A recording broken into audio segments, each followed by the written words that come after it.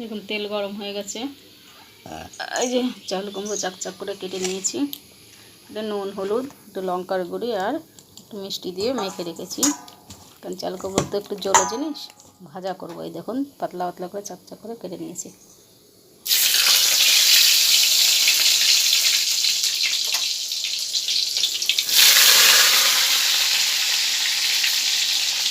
এই তেলের উপরে ছেড়ে দিলাম।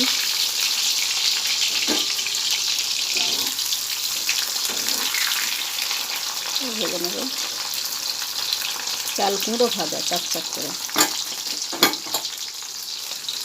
করে কেটে নিয়ে দেখেছেন। তারপরে একটু নুন, হলুদ, একটু লঙ্কা করে একটু মিষ্টি দিয়ে মেখে রেখেছিলাম। এবার ভাজা হচ্ছে।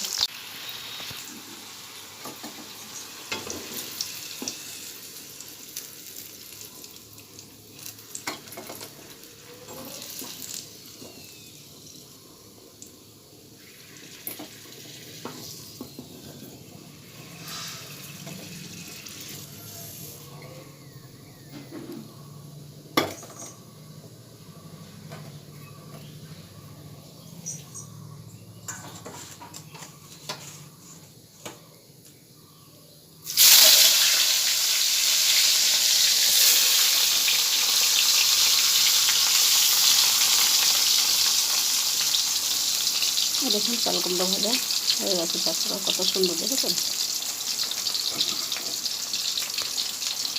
বাকিগুলো যে ভাজা হচ্ছে। আর দেখুন চাল কুমড়ো ভাজা হয়ে গেছে।